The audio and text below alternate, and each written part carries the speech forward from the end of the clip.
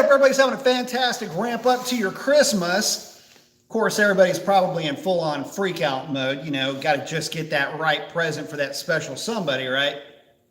So anyway, wanted to check in with you guys tonight. Main thing is it's that time of year. It is record-setting year, or record-setting time of year, I should say, which is kind of funny when you think about it because everybody gets all lathered up for winter, especially down here in the South. We finally start getting some halfway decent air and, well, in my case, the track just shut down, but we've been having some crazy weather lately. Down here, it'll be absolutely gorgeous. Like today, it is unbelievably pretty. And then, of course, in a couple of days, it comes a monsoon. So we're just basically kind of waiting, hanging out. Hopefully, we'll get some good air, praying for weather and DA.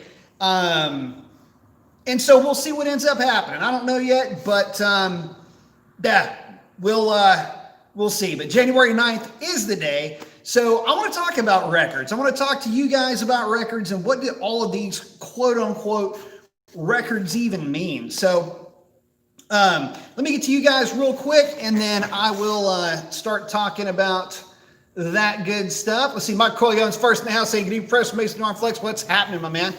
CFL is in, got the thumbs up in the arm flex. I like it. Boosted him. He's saying new place. Yeah, kind of. We'll get to that in a minute, but yes, kind of a new place. So this is basically the new studio, so to speak. It is Shop Z05, so Z05 Studios, I guess. Anyway, this is where Sierra is going to be. Revlon's going to be here. The Camaro won't be. I just have the Camaro here just cleaning it up. In fact, I was running the polisher over it. Just kind of making it look cute. But yeah, going to be kind of making the transition over to this kind of more of a shop environment. Shop is basically this main shop area is about 20 feet wide. It's about 38 feet deep. Got another section over here plus an office, you know, bathroom, sink, stuff like that. So it'll work for a lot of things. Be able to do stuff with the normal 9 to 5, be able to do stuff for the channel. A little bit cleaner environment, a little bit bigger too. Also, maybe let my wife have a garage, maybe kind of nice, but I need the room, so we're gonna make that work. John Joe's saying, nice new setup, I like it. Merry Christmas, same to you, thank you very much. Oklahoma's in saying, what's up? Scat Pack saying, what's up, y'all?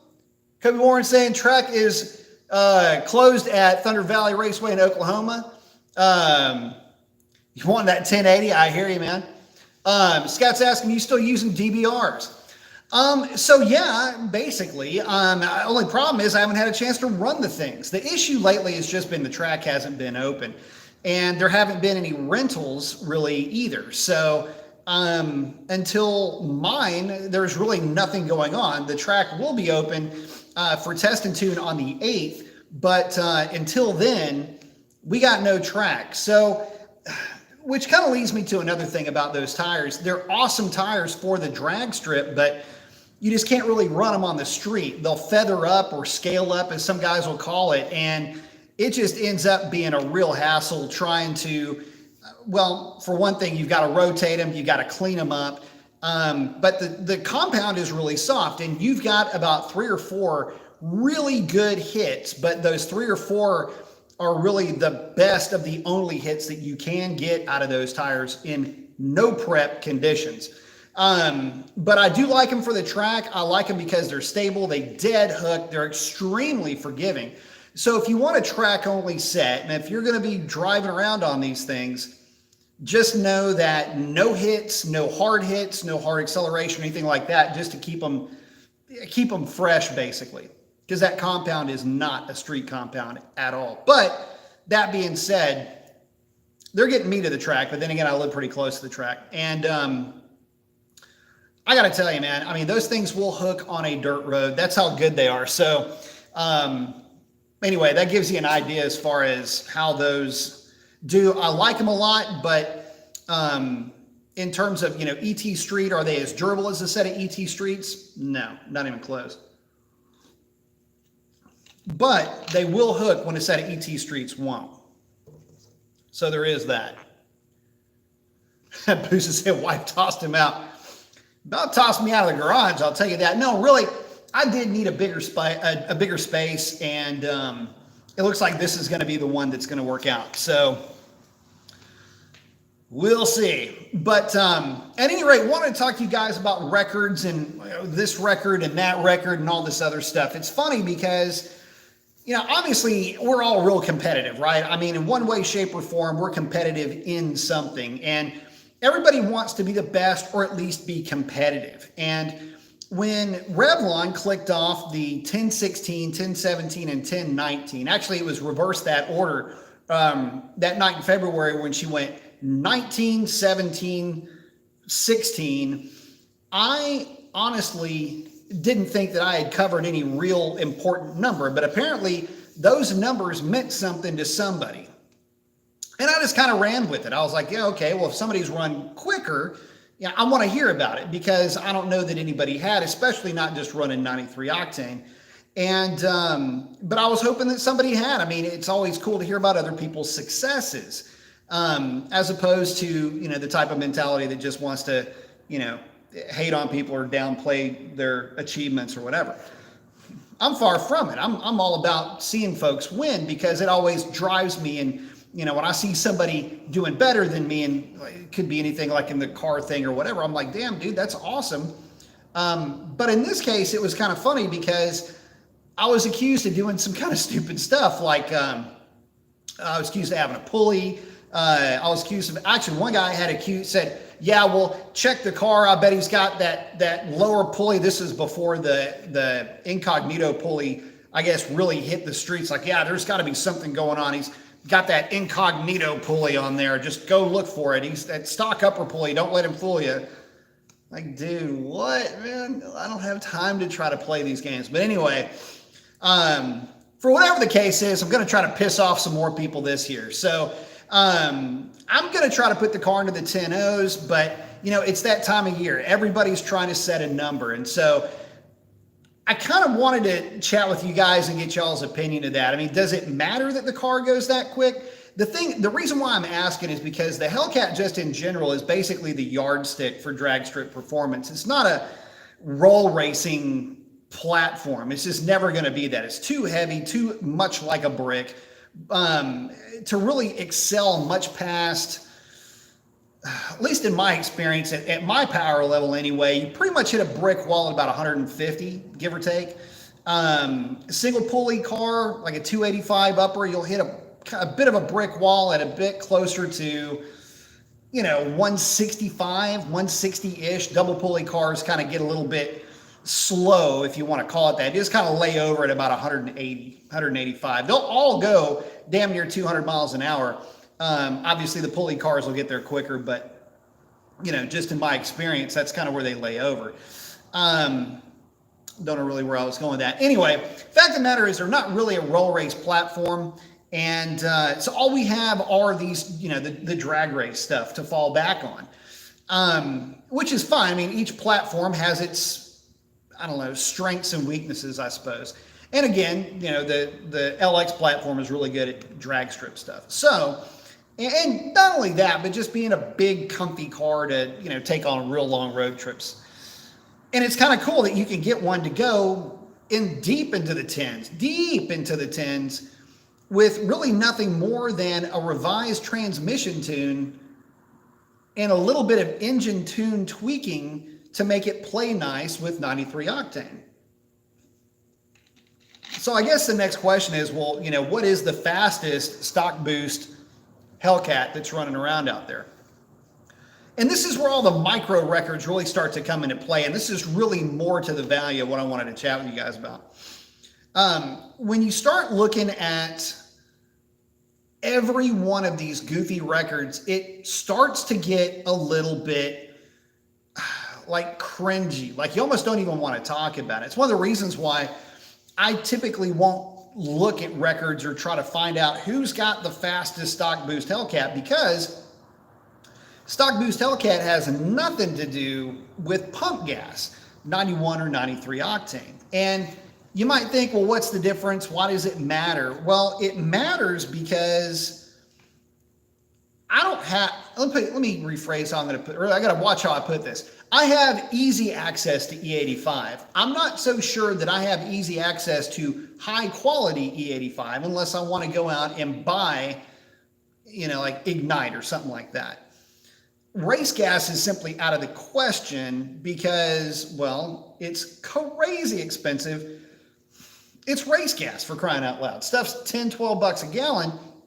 Nobody wants to be paying that. So, and not to mention the fact that it's a Hellcat. And I guess this is why I like, because what I'm getting, the point that I'm making is this. I've had a lot of folks say you need to run on the 85, you need to put the thing on race gas, you need to tune it for whatever, get out there and really run a number. And the reason why I haven't done that is it's not convenient for me. If I'm going to go out and try to run a number with a car, the Hellcat is kind of a weird catch-22. It's like nothing but catch-22s.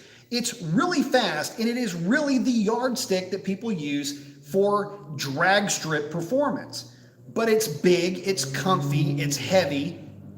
And one of the issues that you run into with it is, well, because it's big, comfy, heavy, and shaped like basically a brick, I think this thing's more aerodynamic.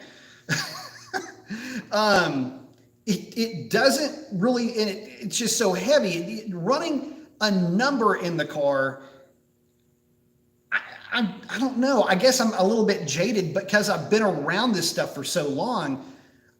To run a number isn't really going to impress anybody. Not in a world where, I mean, guys, I hate to say it, but not in a world where you've got freaking GMC pickup trucks going mid-nines with seemingly nothing done to it, right? Which is bullshit. But you see what I'm getting at.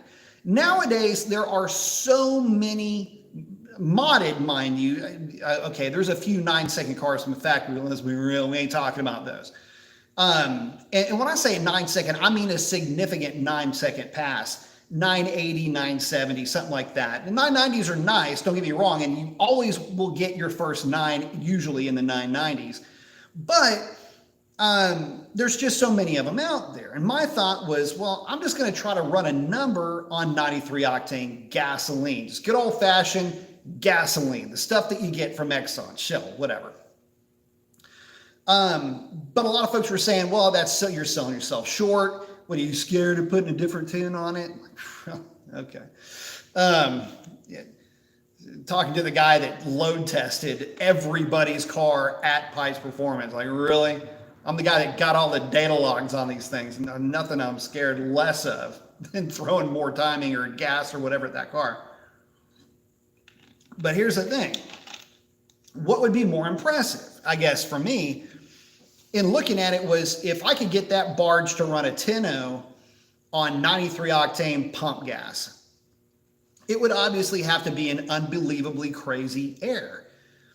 But then I got into thinking about that. I was like, well, wait a minute.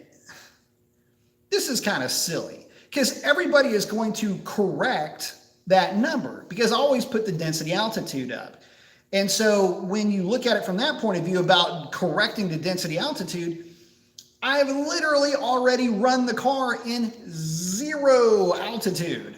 I ran it in plus 116, which down here, that's 0, okay?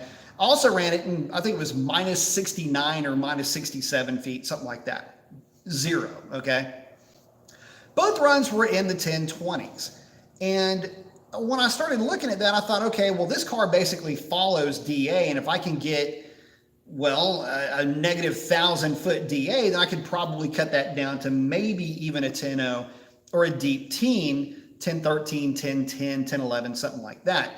But that's with this tune. See, last year, the car went 1020s in negative 1,000-foot conditions. And I never thought the car would ever run a 1020 anything. So now we're running 1020s in slack DA, not too shabby. So anyway, looking forward to seeing what the car is going to do. But I just want to get y'all's opinion on records because it's kind of funny. I don't keep up with it, I guess is the point that I'm making. I went around my ass to get to my elbow on this deal. But I don't really keep up with it. I've had people say, oh, I've got the Incognitus pulley on it. you know, I'm running it on a race gas, but I'm claiming pump gas or some nonsense, which couldn't be not only further from the truth. Those that know me well enough will know that I don't have time to try to even BS it. I've got an Exxon station right there. And that's where I put gas in it. And I got a drag strip that's right that way. It just doesn't pay for me to even try to play stupid little games like that, because that's the other side of the argument that I wanted to bring to you guys. Hang on a second. Let me check in. Sean, thank you very much. Saying, am I broadcasting from the barn? Basically, yes, this is the new barn. So yes, this is basically the new barn. Getting this thing all squared away. Got a couple of interior things I got to get done in this thing, but yes. Let's see. But that's the other part of it is it, or this is, okay, so going back to my point about records and all this other stuff. But thank you very much, Sean. I appreciate the contribution. But one of the things that I was going to get to was, okay, everybody will post up, and this is the other reason why I don't really follow records too much. I have seen every explanation for a micro record that you could possibly shake a stick at this point. And so one of the funny things is you'll always hear me going back to that whole Legion of Demons thing last year where, I mean, you would walk up to the car and it's completely stripped. I mean, there's nothing left of this demon, but they're all shooting for the record, right? And then it was, oh, well, it's got to weigh this anyway. It turned into this, what it sounded like, this is no shit. This is what it sounded like. It sounded like some kids in a sandbox and they're making up a game. And Sally is saying, okay, well, you know, I want this rule, and Billy's saying I want that rule. And everybody's kind of just making up shit as they go along as far as what'll work. That's what these records start to sound like. And that is a perfect illustration of what I'm getting at here. When I look at my car, I'm thinking, okay, well, it's got a rear seat delete, but that's a Mopar factory option, right?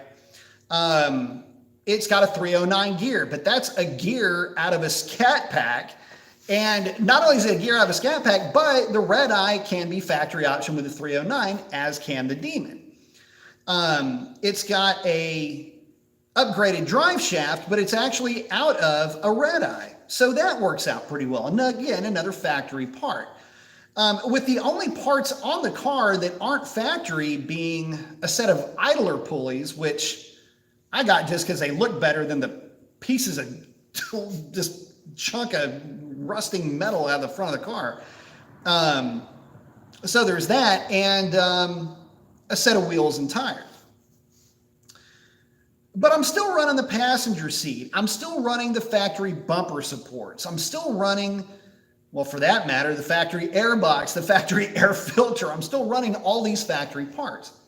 And so the question that I had then was, okay, well, if I remove the passenger seat and I run a number, does that number stand, or do I have to, I don't know, do I have to say, well, that it was run without a passenger seat? Again, alluding to the even, you know, a different step of weight reduction. And I suppose you can almost make that fly because, well, the 1320 can be optioned with no passenger seat. The Demon obviously could have been optioned with no passenger seat. So it's not like these aren't factory options, but the Hellcat always had at least a passenger seat.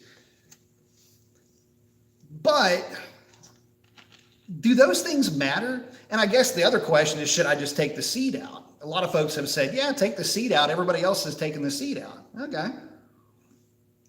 Well, the seat seems to me like it's kind of an important part of that car. I'm still running the factory, you know, front seats in that thing. I haven't switched to a set of Kirkis or anything like that. But I don't know if I'm going to end up pulling the seat to run a number, mainly because I don't know where to stop at that point. I mean, obviously, I'm not going to start pulling the fenders or the hood or the trunk lid or whatever off of the car, but I guess it begs the question again, you know, at what point is the car still the car? You know, and again, I go back to Legion of Demons, where these guys are pulling door cards and speakers out of the door and headliners and plastic parts and you name it. If it could have been unbolted in some way, shape, or form, it was being unbolted from those cars. And again, you would walk up to it and the inside of the car was the same color as the outside of the car. I'm surprised I didn't see a milk crate sitting on the floor. That's the extent that these guys were going to. So I guess if you look at it from that point of view, there's probably another 10th at least in weight reduction that I could, I guess, con myself, or at least talk myself, I should say, into yanking out of that car. But it's just probably not going to happen. Unless it runs at 10:03. That 9-second pass is coming. Anyway, let me check in with you guys. Dr. Div saying, be making change of scenery. Good evening to you. Saying, did you move? Oh, Dr. Div saying, figured you would. You were too far from the track anyway. Let the haters say. Yeah, no, just a kind of a newer car barn here. Scat Pack 392 is asking, hey, thanks for asking the question. I was talking about the DBRs. How long will they last with track use only? That, my friend, is an incredibly good question. And I'm going to say that I can't tell you because it's going to depend on how you do your burnouts and how many passes you get in on a night.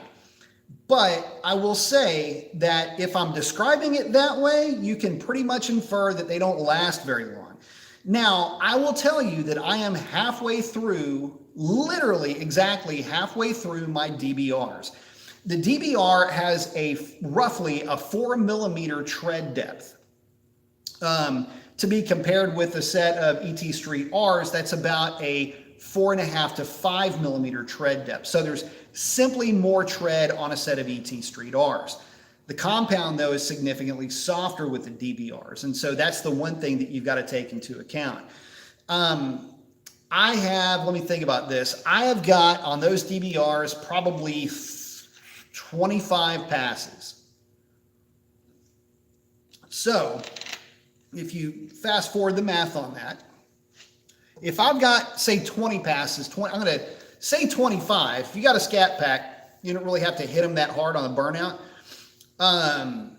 So I'm going to adjust it for you. If you get 50 passes out of those tires, I think you'd be doing really well. I think I will probably get, before it's all said and done, I will probably wind up with about 40 passes on those tires before they need to be replaced. That is about half to a little bit less than half of the lifespan of a set of ET Street Rs.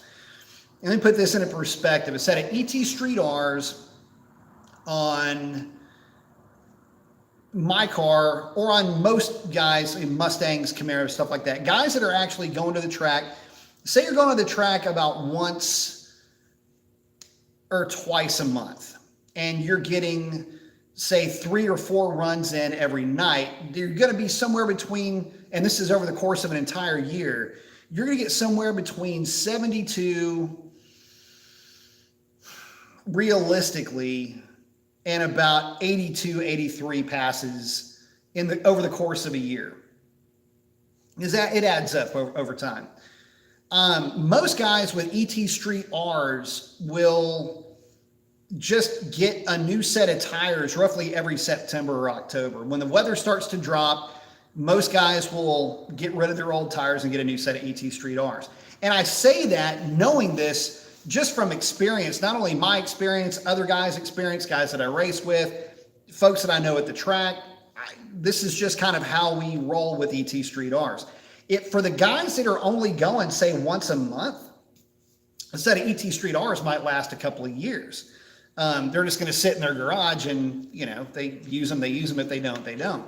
But most guys don't really carry them for any longer than a couple of years, usually. Now then, a set of DBRs, like I say, man, I've had those things at the track now maybe 4 times, 5 times. I've had about 3 to 4 passes per night at the track. So, I'd say, yeah, somewhere around 20 passes. And again, they're about halfway done. So I'm not thinking that I'm going to get too much more out of them. But man, I got to tell you something. Traction costs you that paper. And they are the most forgiving and the most stable going down the track. Now, if the question is, what is the difference between the two? There's a couple of big differences between the tires. One, the compound. We touched on that. Second is the sidewall. The sidewall is thinner on the DBRs, and consequently, the weight is lower with the DBRs as well. But again, you lose the versatility of being able to drive the thing back and forth to the track like everybody else does with ET Street Rs. Second downside to to the DBR, no prep scenario talking about the street in any way, shape, or form pretty much goes out the window. I can tell you that my car on DBRs, in no prep conditions somewhere in Mexico, doing some data logging, the tires had feathered up pretty good at this point, and at about 128 miles an hour, I got a little bit of a. It felt a lot like a bias ply shimmy, is what it felt like, but it wasn't. And that's with the tires at a pretty decent pressure at about 22, 24 psi. So,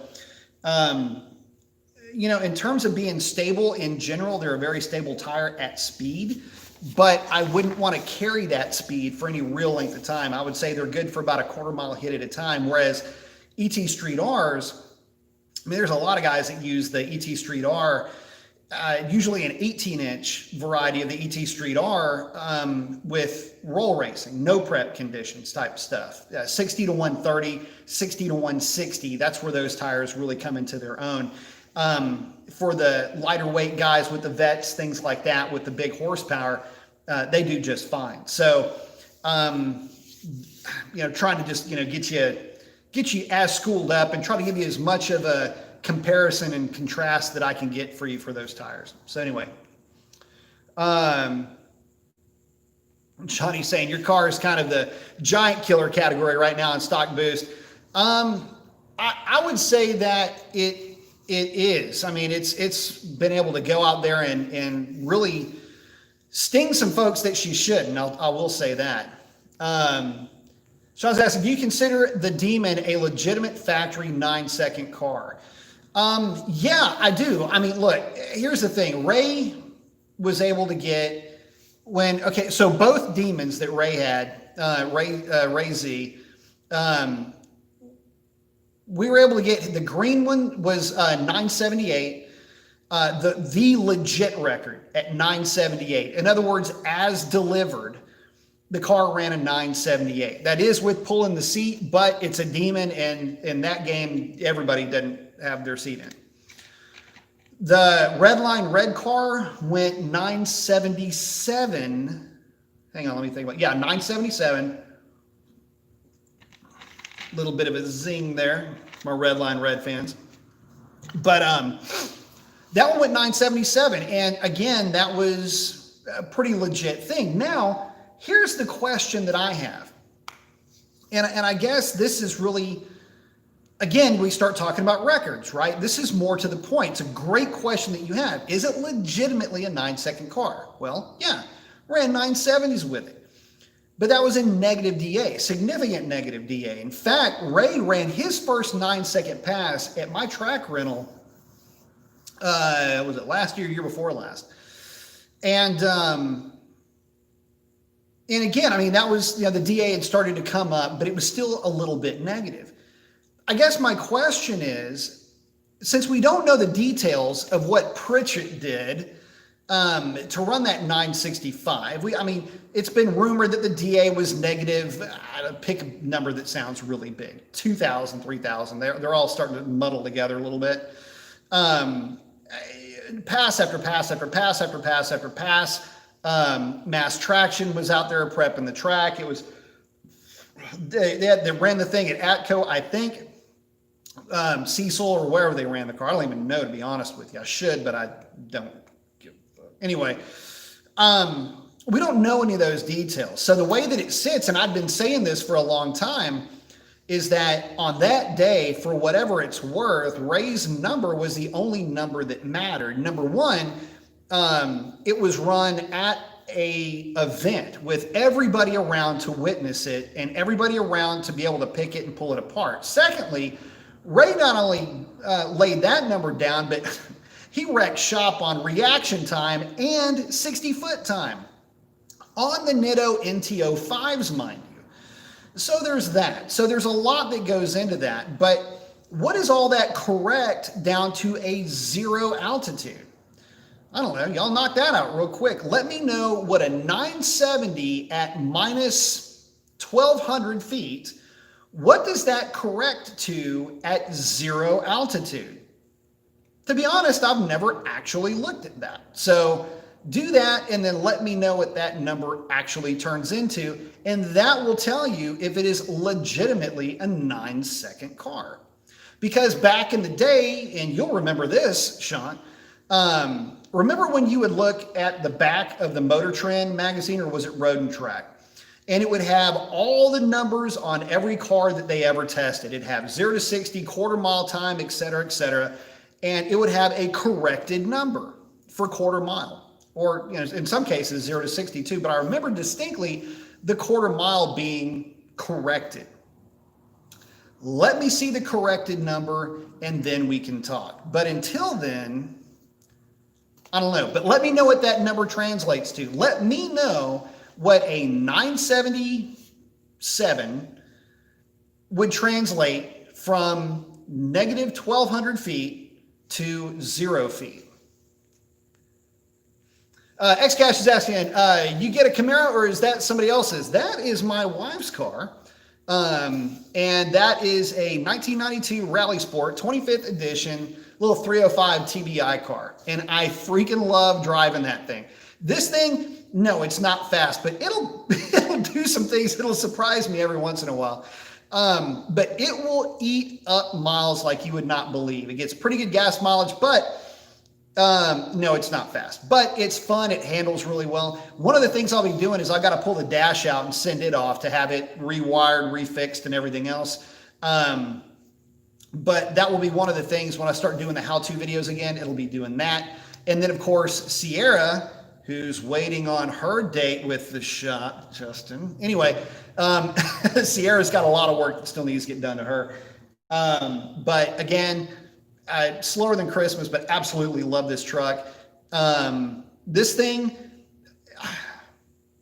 just puts a big dumb smile on my face. So looking to get that transmission rebuilt. As you can see, she's got the little potty pan right underneath her.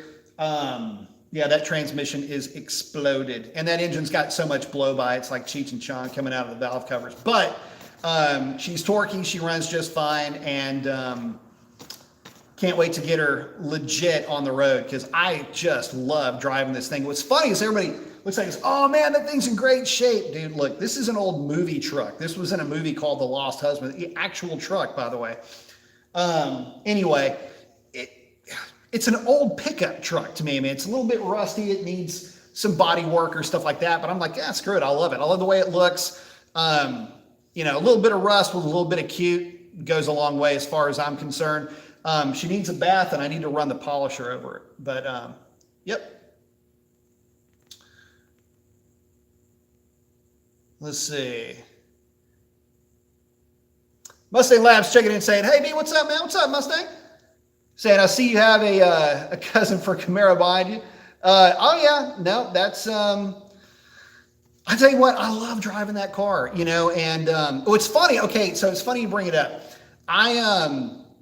Y'all know that I grenaded the clutch in the Mustang. Yay. But in the meantime, the Mustang has got new headlights. It's got new trim pieces, new gas shock support rods for the hatch. It's got, what else did I do to it? Screwed around, played around with some stuff for the ashtray lid to get that thing to close. What else did I do? There's some other stuff. I can't remember all of it. I mean, I've been tinkering with it, but I can't drive the thing. So I've got to order up, after the holidays, I'm going to order up the parts. And I'm going to be turning the green wrench on that one. I I've got the facility now, I guess, to do it, but I ain't gonna freaking do another T5 off my back. I've done a couple of them that way. I've gotten my hands dirty on T5 swaps. In other words, clutch swaps over the years, enough to make me sick of it. So yeah. But yeah, I'm looking forward to that. But anyway, driving this thing compared to driving the Mustang, driving this thing is like driving a freaking Aston Martin compared to that Mustang, because this thing handles really nice. And that Mustang's just, you know, all light and sketchy, but I don't know. They're both a lot of fun. Kobe's saying there's so many records out. Yeah, there's so many records. I can't keep up with it, nor can, I don't even want to. Sean saying, let's call a spade a spade. I haven't seen anybody out running your numbers in the same or similar air. There's only one or two cars that have, to be honest, that I have paid attention to. When I originally was running, I think the first time I went what was it, a 1041 or a 1037, whatever it was, it put the car, as far as I knew, it put the car in third place. And I thought that was pretty cool. I mean, you know, I was looking at it going, okay, that's a pretty legit number. And then, you know, I unlocked the computer, and I had already had the 309 gear in it, but I unlocked the computer, played around with the trans tune, did a couple of things, and next thing you know, the car's really, you know, making some steam. So I don't know, it makes it interesting. I mean, I like talking about it. It's like, I don't know anybody that's gone quicker, given the mods and air and everything else, other than Chris's car. And Chris's car, the Orange Crush, the Go Mango Hellcat, was running it not only full weight, but actually overweight. His car is a couple of tenths slower than mine, but it's also significantly heavier. And it's got the same tune that my car has in it. And actually, his car makes more power than my car with my freaking tune, if you can imagine that. So anyway, I guess, yay me. But no, it's true. His car does make more power than mine, and I'm the one that tuned his car. So anyway, it's a lot of fun, and I like talking about it, I guess. But the thing is, here's the problem. The thing is that guys get too worked up over this. This is really the overall encompassing value of this. A lot of guys will get really worked up over a record, you know, over running a number. And I'm happy to have the conversation. I think my car has got to be one of the most documented of its kind out there, at least video, you know, on a videography or whatever you want to call it. Everybody knows what I'm up to. There's no secret. So it's pretty easy to replicate my car, but nobody has at this point. But anyway, it's one of the funnier things to talk about, because guys get really worked up. Well, no, my car is faster because it did it in whatever. And I just go, guys, I give DA information every time I run the car. Whenever I have run the car in really low DA, I'm really quick to say that this car is not a 10-teen car, but it ran 10 teens tonight. You know, I ran a 1020, I ran mid 1020s, 1024 or 1025 and a 1027 in slack DA. In other words, in zero DA. So I guess when you correct it all out, it's a 1020 car. But anyway, that's why I always give that information. So if folks want to compare and contrast their car with mine, I want to make sure you've got all of my DA. You know exactly what kind of fuel that I'm running. You know what the conditions were. In other words, not just the DA, but it was humid, or it was this, or it was that. That way you can get a good overall sense of where your particular car falls in line with mine. And once you do the correction, yours probably might be a little bit quicker. Who knows? But again, it's just having that conversation is always fun. It keeps folks fun, or keeps things fun, and keeps folks interested, I guess. Kobe's saying stock, full weight, street tires only, pulley only, on E, stick shift, and so many more. Oh yeah, dude, my favorite one. Okay, here's one of my more favorite ones is the stock tires thing.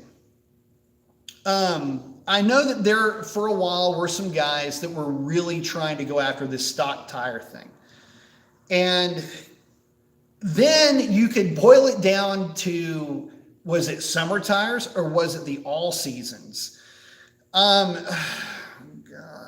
I mean, you start to really pull this thing apart, and it just got so overwhelmingly annoying. It would have this list of caveats, would be, seemingly this long, where it's all the fine print. But yeah, you're exactly right. So many records, and just, I don't know. Boost is saying, I don't keep up with any records. Me either. I just, there for a little, like I say, I do, but I don't. I mean, I think it's fun to talk about. If for no other reason to just congratulate somebody if they had a great pass. But look, it's tough to holler record, but right now, and even the fastest Hellcat, you look at Z's car, I think somebody else is going really fast too, but I always default to Z because he's right down the street, and I know the guy he's a good guy. His car running 830s. I know Brian Sanders' car ran 830s. These are both 8-speed cars. And this is where records just get all convoluted, right?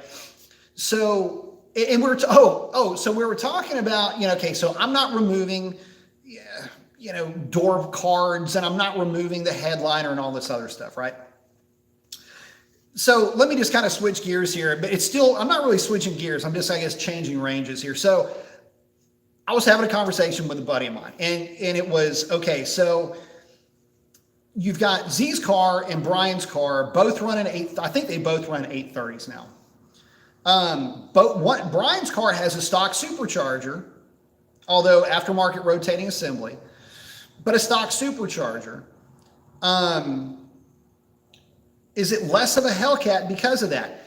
And then you have other cars that are running turbo 400s. In other words, a different transmission. Is it, and this is my question to you guys too, so aside from the homework assignment of, correct this pass, right?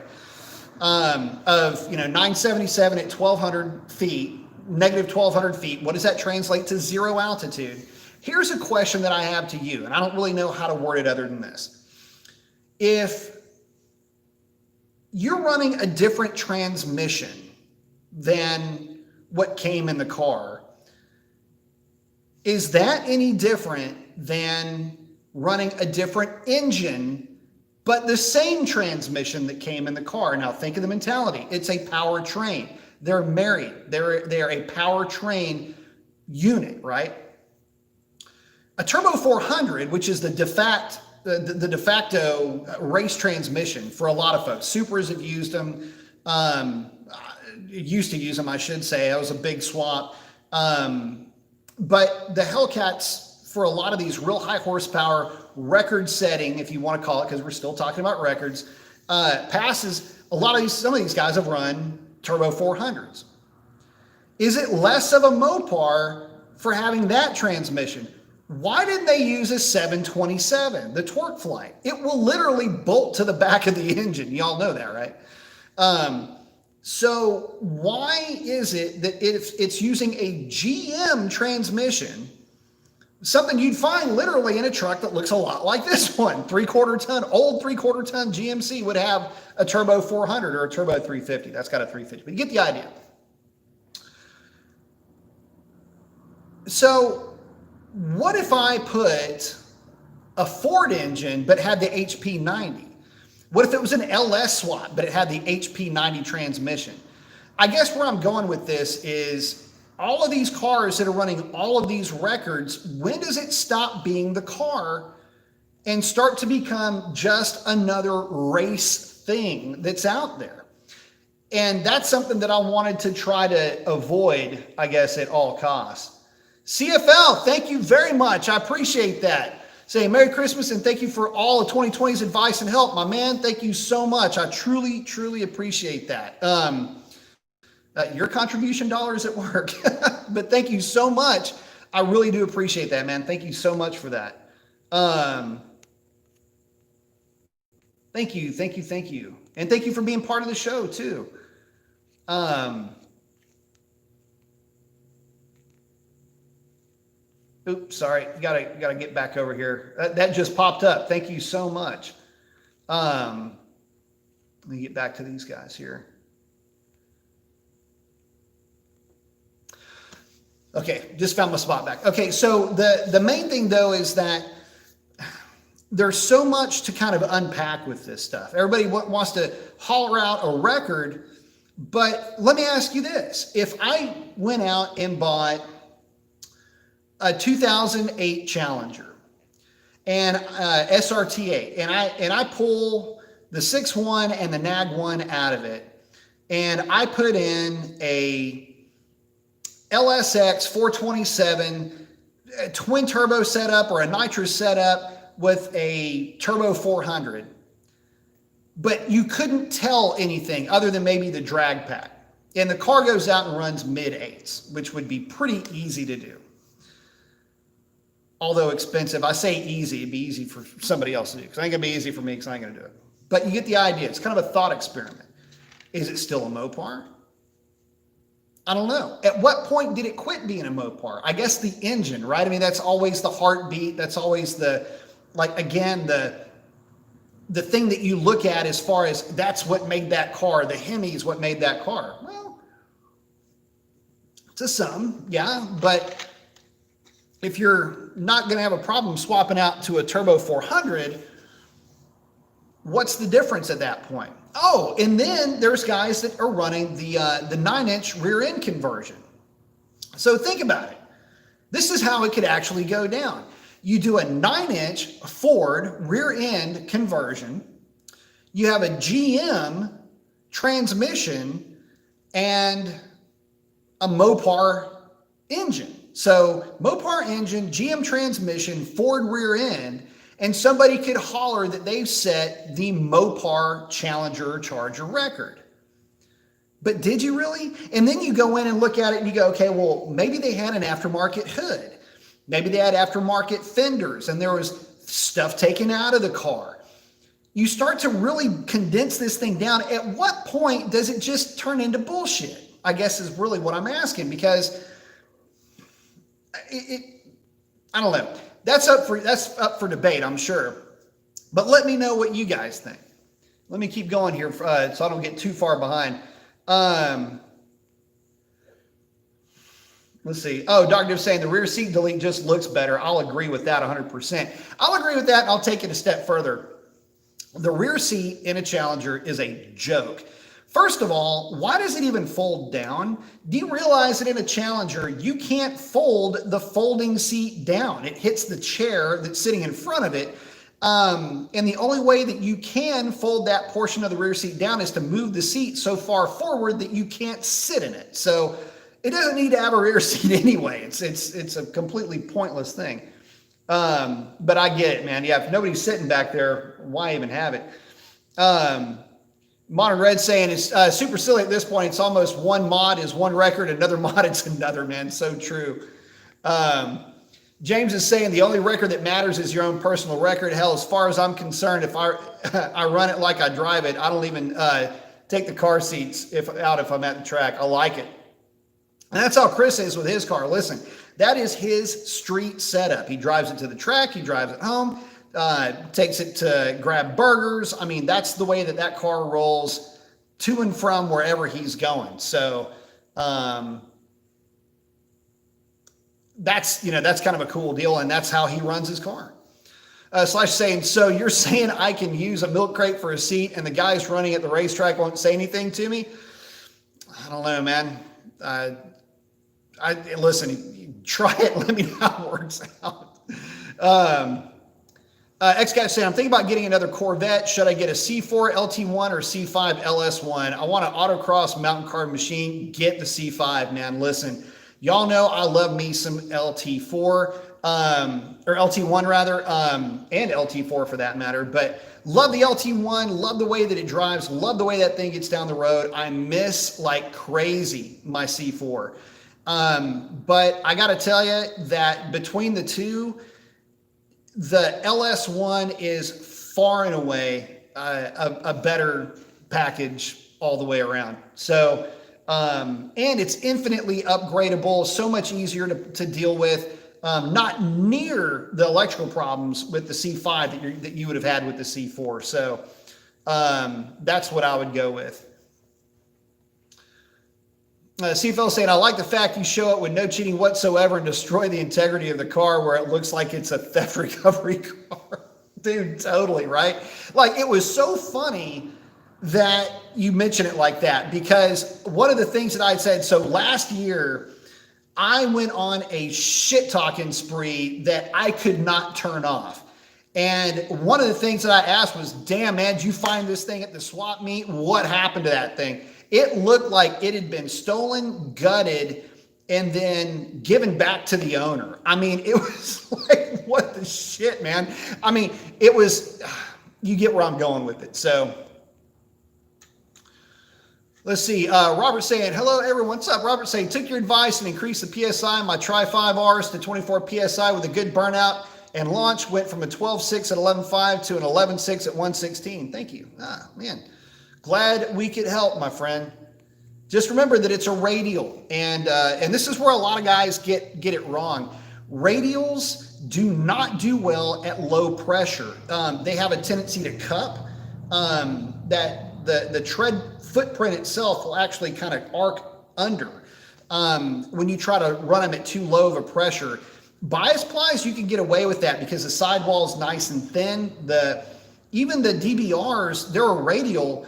Their sidewall is thinner than an ET Street R, but it's still fairly significant by comparison to a bias ply. So yeah, and it will lose footprint. In fact, when I pattern checked the DBRs, they didn't look that good. Even at 22, they didn't look awesome. They looked really good though. They started to look really good at about 24.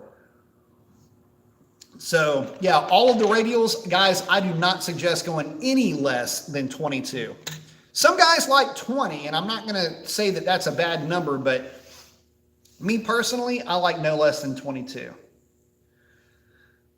Shawnee's saying, gear for gear, seat for seat, your car is all over a stock Redeye, maybe even a touch quicker. How does it make you feel?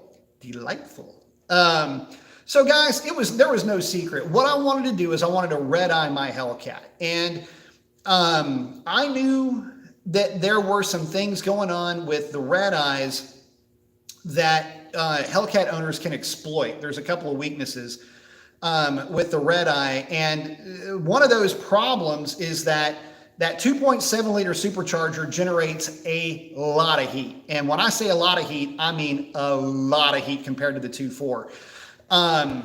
So they just can't run as much timing. And since they can't run as much timing,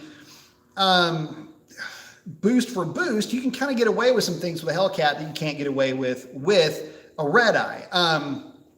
And with the Redeyes that I had run and with the Demon that I had been shackled with, we learned a lot about what the Redeye/Demon package will do. And one of the things that the Redeyes and the Demons will do is they will 60-foot your ass. There is nothing that launches like a Redeye or a Demon on a drag pack. So there's that. Granted, there's some things in the tune that kind of go along with that, but that 2.7 just is making so much more boost down low. But up top, they do generate a lot more heat, and that's where my setup does really well. In fact, I'm running them down like this towards the end of the track, and normally I'll have about at least 4 miles an hour on a stock Redeye. And I mean, that's just kind of the way it works out. At least 3 miles an hour on a stock Redeye, and it feels pretty good. H237 saying, when chasing records, I have only one question. Does it change your life? The answer is no, the record doesn't. It's not that important. If your car is fast, it's a reason to be happy. It's no more than that. Good point, man. Sean saying, Robert, you must have run a 169 60 foot. Congratulations. CFL, man, thank you so much again. I appreciate that contribution again, my friend. Dr. Div saying, so dollar for dollar, tire for tire, which do you feel is a better tire? Would you prefer the ET Street R or the DBR? It says, I love my ET Street Rs compared to what I was on, although it's a bad comparison. So I'll put it to you like this. It's real hard to compare the two, if I'm being honest, because what ends up happening is you're comparing, I hate to say it like this, you're comparing a street tire to a race tire. Dollar for dollar, if you are racing, the DBR is a better tire. It is a race tire. It will hook when the ET Street won't. It's a more forgiving tire. And because of that, I like it for that environment. It is a better tire for the environment. Now, what's the other side of the coin look like? Well, it's not a street tire, so it loses major points for losing the versatility that the ET Street R has. The ET Street R is a true street to strip to, basically home track, home tire. I would never recommend that tire for daily use, but I would definitely recommend it for guys that are looking to get the best traction out of a true DOT tire, something you can drive to the drag strip, make your hits, and then drive the thing home.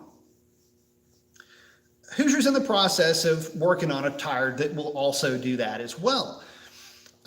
So at least you got that to look forward to, but in the meantime, it won't be on a DBR compound because the DBR compound simply will not survive street use.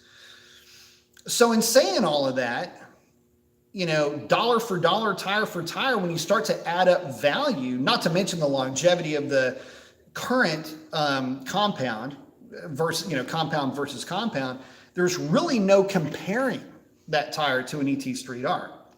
I'll take that a step further. A lot of guys are going damn fast and cutting some crazy 60 foots on ET Street Rs. So it's not like they're giving up a ton to the DBR, but when track conditions get a little bit iffy, an ET Street R will still hook. When track conditions get, well, let's just say beat the hell out of, like on a test and tune night, that's when the ET Street R can sometimes run into a bit of a problem where a bunch of street tire guys have just mangled the track prep. But the track prep is good, ET Street R will dead hook, and at that point, if they both dead hook, which one's better? Well, the one that gives you the most value or versatility might be better if the value of versatility is top on your list. If performance at the drag strip is top on your list, you're not going to mess with the DBRs, man. And that DBR is stable on the big end. It will dead hook at the launch. I don't know that you can get any better than that. Hemi Challenger saying, missed the beginning, was watching a vid on Black Hemi Ghost of Detroit. Has that one been coming into your feed too? I have had, so I don't know if that's a 3 or a 4 or a 1-part deal, but that thing has been it's been kicking ass apparently, because it showed up in my feed and I can't get away from it. So, but definitely a cool story. And if you haven't seen it, check it out. Let's see. HU37 saying, when it comes to performance, I think it has more to do with how the car performs versus what people expect. There are so many micro records, including people who made stuff up, making records meaningless. Real talk on that. And a good point about when it comes to performance, it has more to do with how the car performs versus what people expect. Let me give you a really good example of that. And that's this little Camaro sitting right back over here. That car, I don't have any expectations for what that thing could, would, should, or anything to do. It's got 170 horsepower, for crying out loud. With a little 305 that I think makes peak power like 4,500 RPM or something stupid like that. I don't expect, want, or need it to do anything other than just be a neat, fun thing to drive, right? But if you roll into the throttle really fast, it's real torquey, and it'll kind of do a nice little burnout too if you want it to, if you make it. So, it does fun stuff, and doing fun stuff is fun. So I guess a lot of times it's more about being surprised than having expectations. Being pleasantly surprised is fun. It's nice. It puts a big smile on your face, as opposed to having this expectation that could, and in many cases is, an unrealistic expectation. So good point on that. Let's see, Robert's hanging out with Sean, saying thank you very much. Let's see. Why are you so scared of your dad's Charger? Man, that's an 8-second car. What was it like getting that train and losing to Brian in his Supra? Man, I don't know. Almost felt bad for the train. Car Wash is saying, Erie, PA checking in, built and ordered a 1320 this year. Love it. So here's the thing. Talking about 1320s, congratulations on that. Glad to have you on the show, by the way. 1320s are becoming more and more and more near and dear to my heart. So buddy of mine, Ray, got rid of his Demon, got a 1320.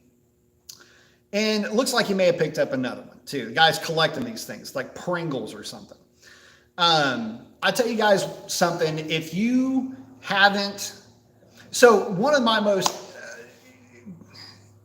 the coolest car memories I have, Ray and I were together in his 1320. He's got I should say his first 1320. He's got a Frostbite Blue 1320.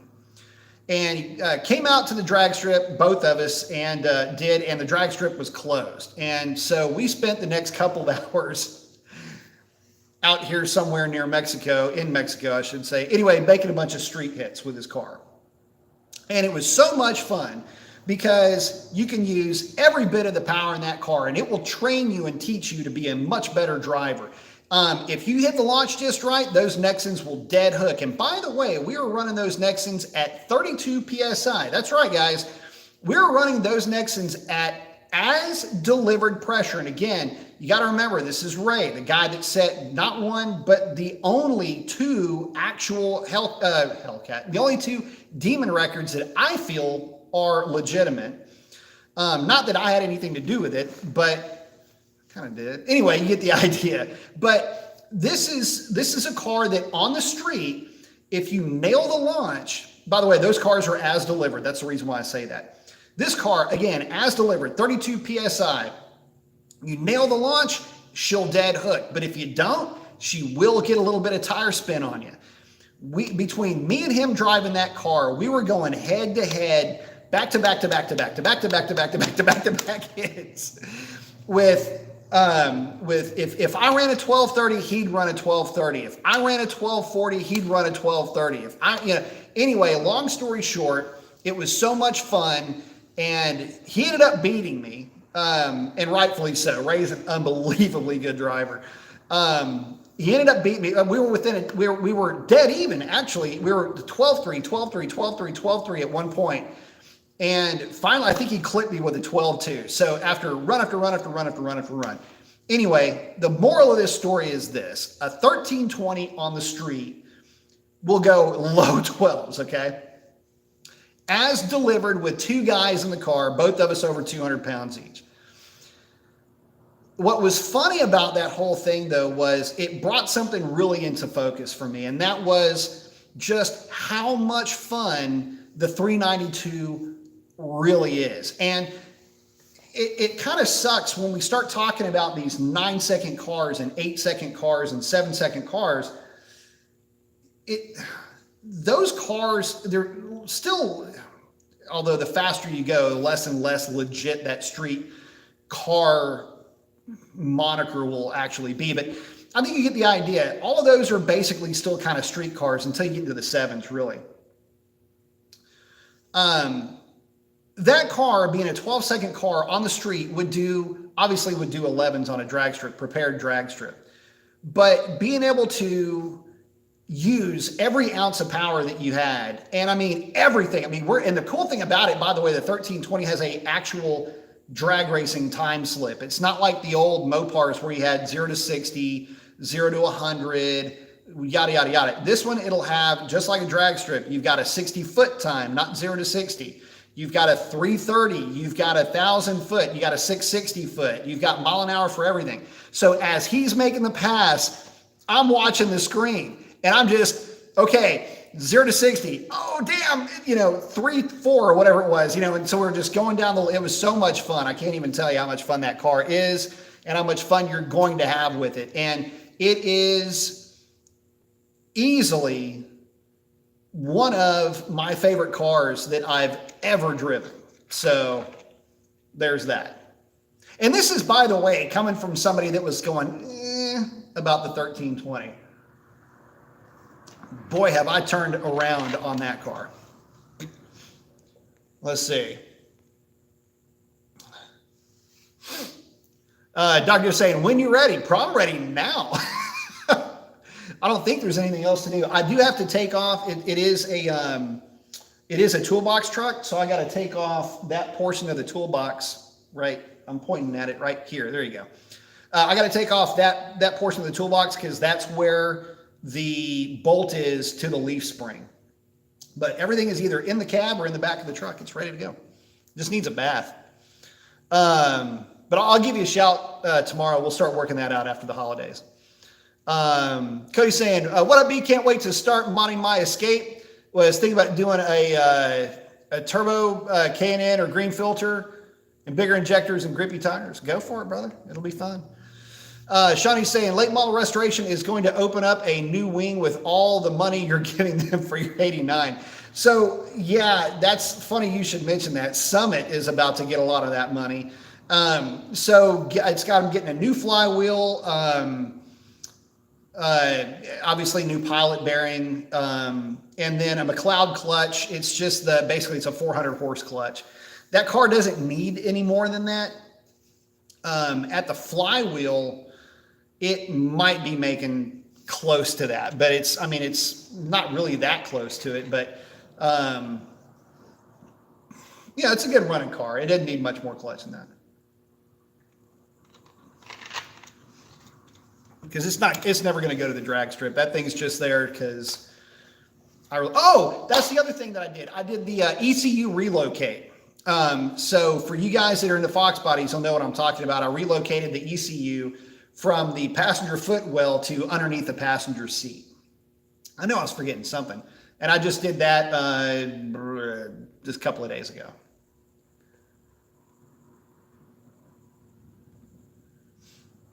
Doctor's just saying, hell, bring both. We'll knock out the T5 and put the Sweetheart up next.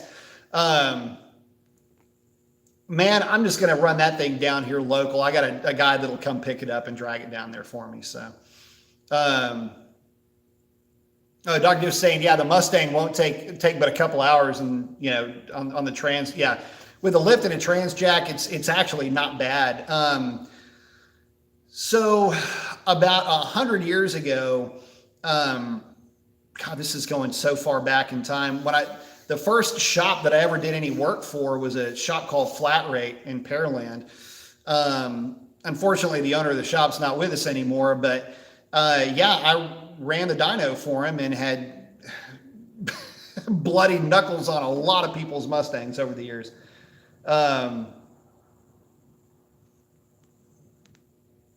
Dog was saying, I got one of those good weather meters I'm bringing to the track rental.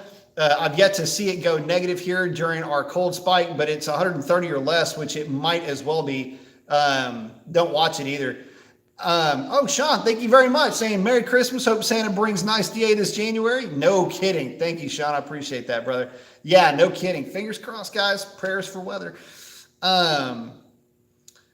So we've seen it. I know on your side, your neck of the woods, it may not have gone negative. We've only had, man, I hate to say it, we didn't really get much negative DA. I think the deepest, well, let me rephrase that. When the track was open, we didn't get a whole lot of negative. But that being said, last week, or was it week before last? Don't know. Either way, we had negative 500, negative 1,000, negative 1,200 for several days down here. So if we can replicate that, fingers crossed we'll be able to, knock on wood there, for the track rental. So that's really what we're looking for. Shiv saying, what up, B? What up, Shiv? Ken saying, hey, B, how much do you think driver has an effect on time? Hence, why do you and Leah Pruitt have good times, me not so much. Has a lot to do with it. And to be honest, it's just driver experience. How do you set the car up? How do you stage the car? How do you load the chassis? There's a lot of things that, and when I say load the chassis, it's basically how you get the car up to power before you make the pass. There's that. There's also knowing how to set shift points, knowing what the car likes, paying attention to data logs, knowing what fuel is really good, what gas stations are good, knowing what to look for in the data log. Am I getting more knock retard? Like a little bit here, a little bit there. That's usually fuel quality. There's a lot of little things that go into it. It's not just one thing, but a lot of it is just knowing the car, knowing how to stage it, knowing how to launch it. To be honest with you, a lot of it, yeah, you're light switching the throttle, but it's just the tire pressure setup. All of it goes in, all of it plays a part. And here's the funny thing. The difference between that win and that loss could be as little as, say, 1/10 of a second. And if you're not familiar with what 1/10 of a second is, 1/10 of a second is a car length at these speeds. 11-second, 10-second car. It's about a car length. But it takes you 2/10 of a second to blink your eyes. So what I did just there, that's 2/10 of a second. It's amazing just the amount of time that you're looking for. But that could be the big difference. So there's that to kind of ponder over, but there's a lot of little things that go into it. Not one portion of it will make a big difference. But so let me give you a good way to look at this. Staging your car. If you always want to, if you're going for a number, you're going to shallow stage your car. If you're real aggressive with lights or you have a bad habit of redlining, shallow stage the car. That means you barely light up that bottom, the bottom light, the bottom staging light. That can make a difference. And again, it's not much, but it's just a tiny amount. But if you're trying to shoot for a number, that's what you're going to be doing. You're going to just barely clip that light. There's a lot that goes into it, I guess is what I'm saying.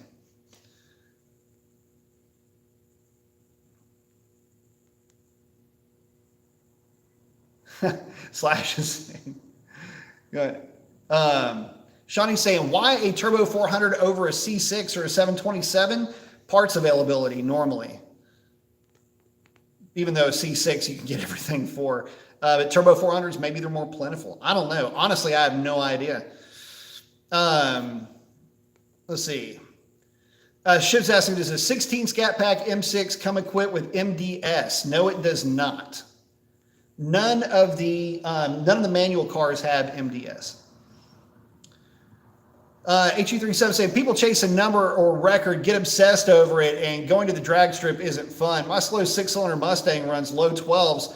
Since my car is a novelty, I get called out often and have a blast. And that's a lot of it too, man. Look, as long as you're having fun, that's really all that matters. Because look, at the end of the day, there's always going to be somebody faster. And let's be real here. Compared to what is considered fast, even 9-second cars are playing in the shallow end. So, but that's not to discourage anybody. And that's the other side of this.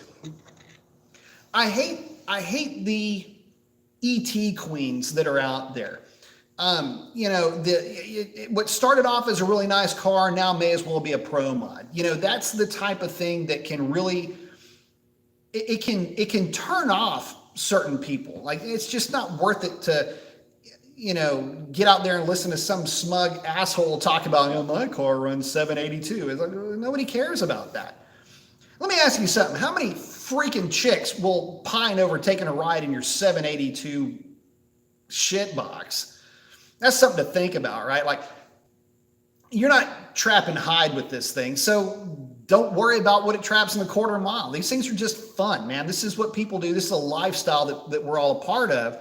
And I guess the bottom line is, don't let a number discourage you. And if somebody's going to be an asshole, look, man, they got bigger problems than just their car, believe me.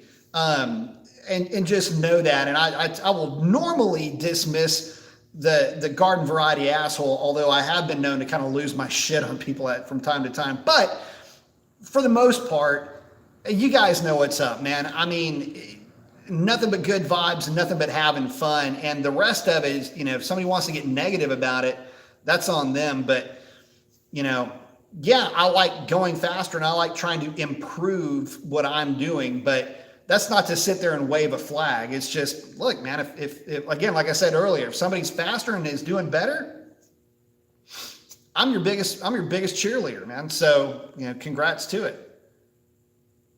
But you better bring your game, because I'm going to be trying to beat you right after you beat me. Trust me. Ken797 saying eventually the modded record will become a funny car. Isn't it funny how that's basically what happened, right? So, the old school altered wheelbase cars that morphed into the funny car that we know of today, that all started as literally a modified stock car. They, cut body parts, moved body parts around, did some like jigsaw puzzle shit, and moved everything basically forward. And they called funny cars because they looked funny. And then all of that morphed into what we have now. So, yeah, that's where we're at. Dr. Doe said exactly what we're doing in my son's T-Bird. It's getting a turbo 5.7 Hemi, Chevy 4L60 trans. There you go. With an 8.8 rear end in it. The 60 is weak link, so he can't go fast. Let me get that bad boy built up. Xcash is saying C5, then they've been going down in price lately. You can pick up one in really good shape for 15. For sure you can. Did I miss something Ashley said? Hang on. Ashley just checked in. Ashley's going, talking. Well, yeah. Did I miss you, Ashley? What happened, girl? How's that turbo build coming? Y'all check out Ashley. She's got her orange monster that she's building. Let's see. Check out Mills on Wheels. Hang on. I just blew past something. Here we go. PBR Doug's asking, what tire would you daily? Good question. I personally, even though I have said over and over again how much I don't like the look of it, now I kind of do because I've got the Demon replicas on the car. But I've actually warmed up to the Tri-5, the Nitto 555 R2. Not to be confused with the Nitto Tri-5 R, which is still one of the best tires ever made. But here's the thing. The reason why I like that tire is because it does so well in the wet. So it's a drag radial that, at least when they're new, do really well in the wet. So does a Tri-5R, but they do really well in the wet, and they offer an amount of traction above and beyond at least what a normal tire will give you. And also to that point, when I did take them to the drag strip, and by the way, check out my videos if you haven't had a chance to. Check out, I've done 4 videos on those tires. I played with them from a dig on the street. I did a number of, I did 30, 40, 50, 60 mile an hour hits with those tires. I did an overview, just like a normal, like a video blog type video about them. Basically like a My Thoughts video. And then I also did a wet weather video with those tires. And it's basically just me passing a bunch of people in the left-hand lane with those tires on the car. And what you'll find out pretty quickly is they're the bottom of the rung when it comes to traction, but they're really good overall tires. They've got a little bit better speed rating than the outgoing 555R. And they're extremely stable, even at speeds, well over 130, 140, 150. There's, by the way, where this is, let me stop right there, sidebar. So you guys know I live fairly close to a drag strip. Where this shop is that I've got now is literally right down the street from my house. Like I can throw a rock and just about bounce it off the roof of this building. This is on the way to the drag strip, and it's also on the way to Mexico. And so you'll get a lot of pretty heavy artillery running through here from time to time. So if you hear something like that in the background, it's no fluke. There's a lot of guys taking some pretty fast stuff to Mexico. But anyway, getting back to it, yeah, that's what I like those tires from a daily standpoint.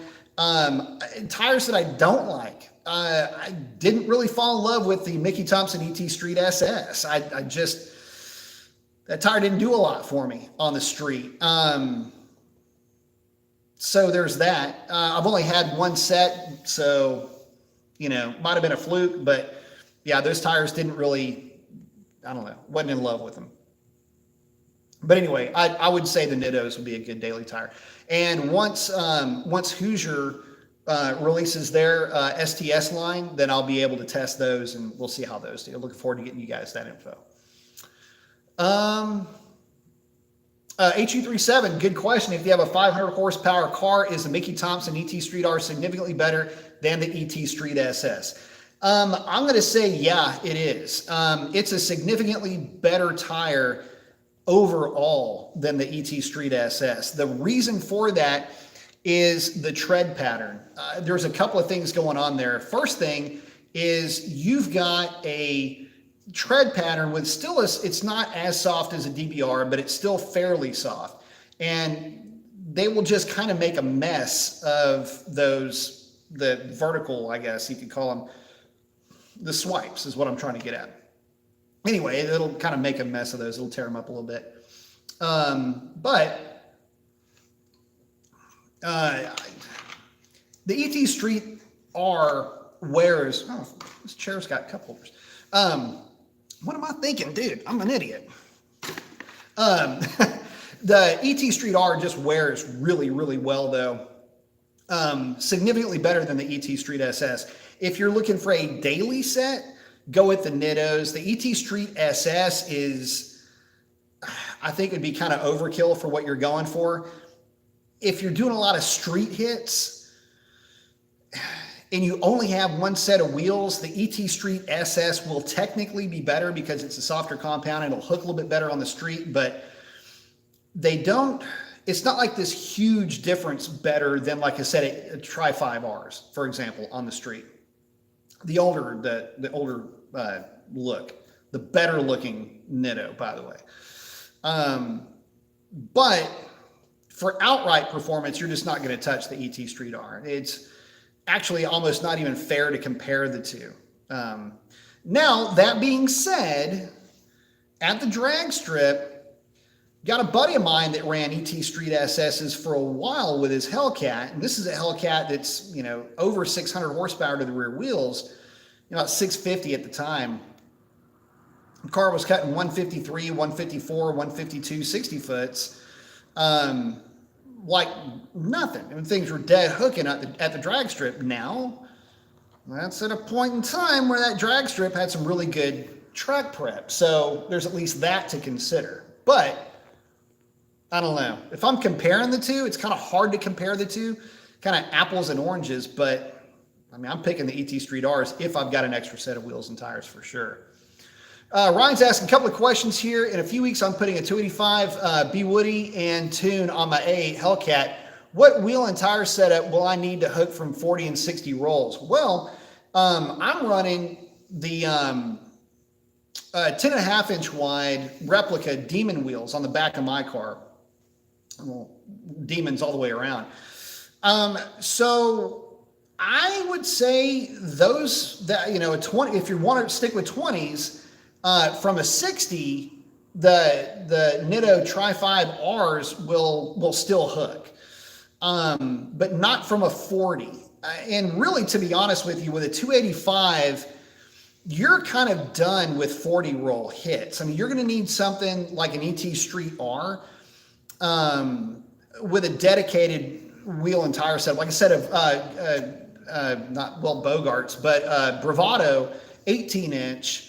Like I said, 18 by 10s with a set of 305 45 18s would do well for you from like a 40 hit, but you're going to need to get a tire like that for the amount of power that you're going to be making. Now, that being said, an ET Street SS will probably work for you. That's going to be the Mickey Thompson treaded version. But I would still go with the set of 10.5-inch wide 20s if you're going to go that route. And in that case, it'd be a 305 35 20 will be the tire that you'll get. Ship Nation's asking, does a two-step help a 392 M6 not bog on the 60-foot? I guess you could make it work that way. I mean, you've got your launch control you could work with. I can tell you that Sean would be a much better advocate for that setup than I would be. For me, I'm gonna park the thing at about 5,000 RPM with a or 5,500 RPM with a real good drag pack.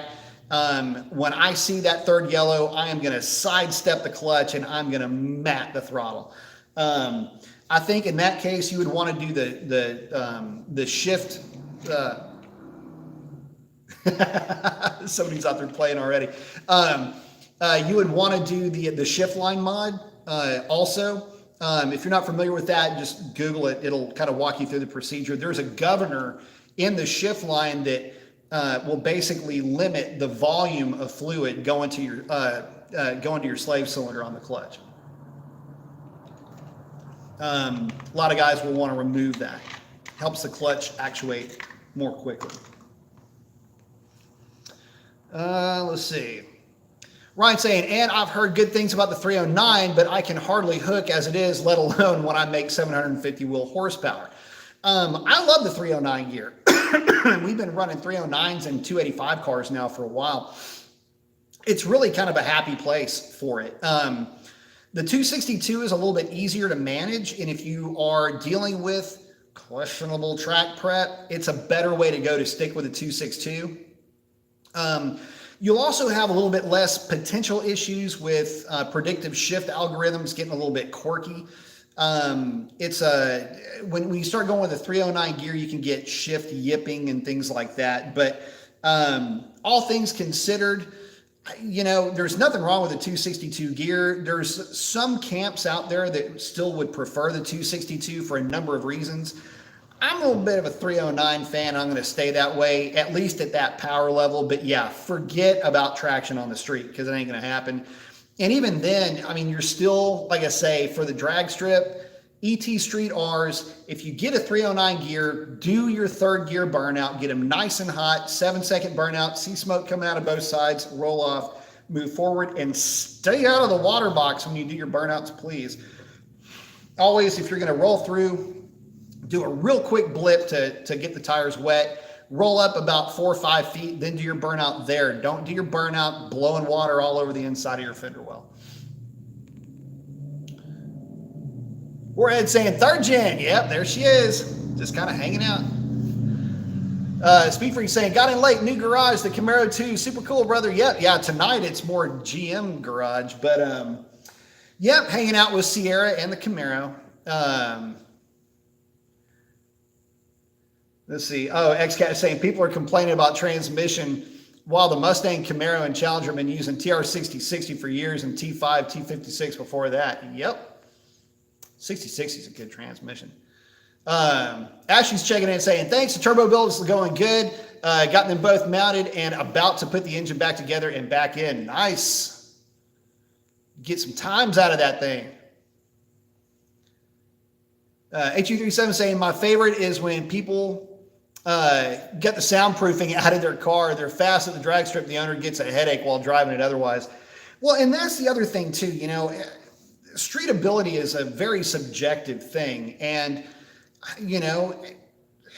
fast with class kind of means something, especially when you start talking about cars like the Mopars, where they are big. Yeah, they're a little bit loud, but, most guys don't gut the inside of their car. They're not ripping out sound deadening, and they're not doing all of that to the car. And it's almost like a badge of honor to get one of these barges to run what they can run. I mean, the power is just unbelievable. And you always hear the guy, well, if the car weighed less, you always hear this argument, if the car weighed X number of pounds less, it would be so much faster.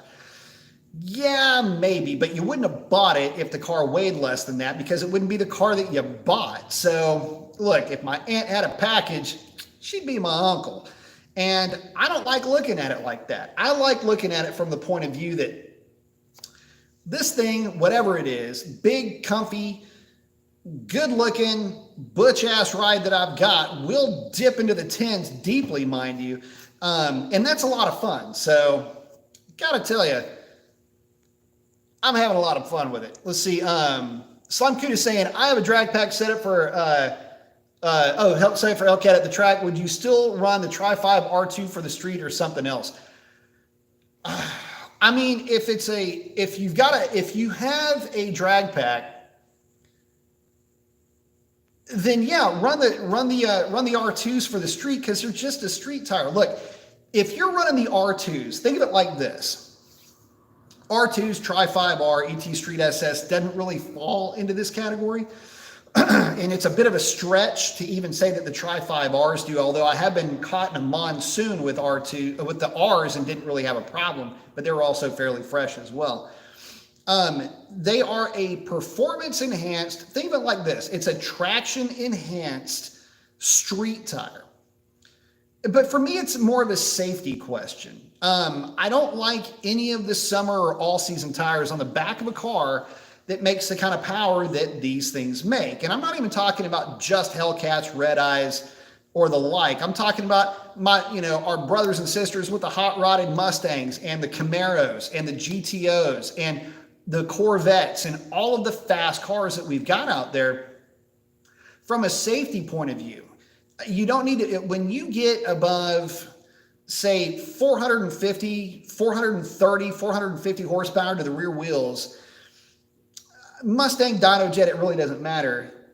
When you start getting above those numbers, you've got to remember that those wide open throttle downshifts that everybody likes to do can get a little bit dicey. And I can tell you, when my Z06 would wall hunt on a hard 4.3 downshift, yeah, that was a little bit scary. So there's always that to consider. From a safety point of view, at some point you need to be running that kind of tire on the back of your car. And again, traction costs money, but that traction can also save your life. And again, I've had my Z06, just for seemingly no real good reason, start wall hunting at about 70 miles an hour. That was a lot of fun. This is a car that would rip fourth gear pretty hard, much less what it would do on the 4.3 downshift. So again, I look at it more as a safety thing. I think of it more as, if you're making that kind of power, don't go with a tire less than the R2s. Let's see. Kim McDavid's asking, how come 2019s only have knock sensor adjustments for crank angle and not sensitivity? Can you get kind of the same result? I haven't seen that. Typically you're looking at voltage. It's not really a sensitivity thing. In HP tuners, what you've got is a number of tables, and each knock sensor, you got two knock sensors. Each knock sensor is reading it's reading everything, but it's most affected by the banks of cylinders on its side. And the closer that the cylinders are to that knock sensor, the more that they can affect it. So each cylinder has a different voltage threshold that you could consider to be its sensitivity. And then you have lower RPM and then higher RPM multipliers that are associated with that. So in other words, at high RPM, when there's a lot of noise going on, you're going to actually, in the tune, numb them more than you would at lower RPM, basically LSKR, low speed knock retard, low speed spark knock, anyway, it's late. Anyway, low speed spark knock is what you're really looking after, because realistically, that is one of the things that can cause you the most problems. And then you're just going to be looking at, depending on your configuration. Long tubes are no. In some cases, cats are no. Sometimes they can piss off knock sensors, and it's rare, but they can do it. But what you're going to look at primarily is the voltage itself. And the main thing to consider with knock sensor sensitivity or knock sensor voltage is, and this has kind of been confirmed by a few folks, but if you see less than 3 volts of knock sensor voltage, it's going to be false knock. Anything more than 3, you probably need to take a look at it. If you're not running long tubes, if you're running long tubes, those things are noisy as hell, and they piss off knock sensors like you wouldn't believe, especially Mopar knock sensors, which are some of the most sensitive out there. So just keep that in the back of your mind. But I haven't seen anything on the 19s that was any different than that, unless I'm missing something. And it's all under the engine tab, spark tab. I think is it under the retard or the advanced? I'm trying to look at it in my head right now. Anyway, hopefully that helps. But I haven't seen something different. Unless, like I say, unless I'm missing something. White Knuckle RT, thank you very much, man. Saying Merry Christmas, man. Keep the lives coming. Cheers, man. Cheers to you. Got the fist bump. I like it. Thank you so much. I appreciate that, my friend. $6.99. I like it. Thank you so much. Let's see. Thank you again, brother. I appreciate the contribution very much. White Knuckles asking, what up, B? Merry Christmas, brother. Why is the truck 6.4 rated at 410 and the car is rated at 45? What makes up the 75 horsepower difference? The difference comes in the truck 6.4 is a 10-to-1, where the 6.4 is basically 11-to-1 compression. The cam profile is extremely different, though, and that's where the big difference comes in play. The truck engine, and you might think, well, it's made more for torque. That yes and no. It's really made more for low-speed torque, but it's also made more to where you can run that thing at wide open throttle with a load, in essence. That's really what it's there for. And if you ever notice, the 6.4 doesn't really make much more power than the 5.7 does. You're right, it's like 410 horsepower, and I forget what the torque is, like 430 or something like that, I think is what it's rated at. But interestingly enough, kind of a, I don't know, you could call it like trivia. The BGE block, which is the big gas engine block, got its start alongside of the Hellcats with that 6.4. It's just a high nickel block, a little bit thicker casting, and it was there because it was a high load, heavy duty block. And I think in 2016, all of the 6.4s went to the BGE block. But that's another difference between the 6.4 and the 5.7 is just the robustness of the block itself. Again, primarily for being able to handle severe duty, severe conditions. And thank you again, White Knuckle. Man, Antoine, thank you very much. I appreciate that. Saying new place, new electric bill.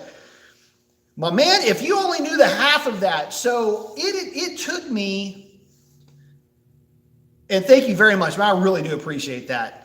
It took me like 2 weeks to get the electricity turned on in this place. It was driving me nuts. James, thank you very much. It's got the thank you pair. Thank you very much, man. I appreciate it. Didn't have a question, but thank you so much.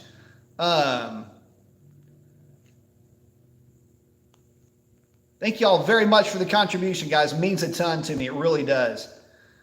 And again, like I say, your contribution dollars at work.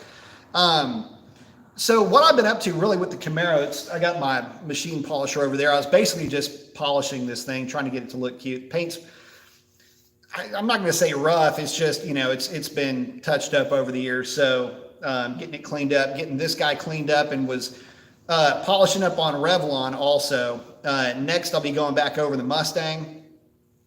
Really not paint correcting, just trying to fix everything that there is with all the flaws that are in these cars. Just trying to get them looking good and, get some of the, whatever, it could have been a swirl mark or whatever the case might have been. But that's primarily what I've been doing in here. Aside from getting my electricity turned on finally, that was nice.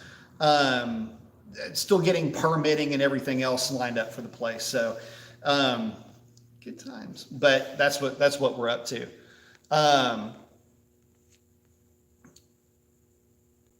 But anyway, sorry, white knuckle. Yeah, that's the difference between those engines, though. Is now I will say this: one cool thing about the 6.4 trucks is their intake manifold. If you can make one of those work on the car, that would be amazing. The throat is, as opposed to that 45-degree like little jinky thing, the throat is a lot more of a direct line of sight on that truck intake. So the best intake is that truck intake.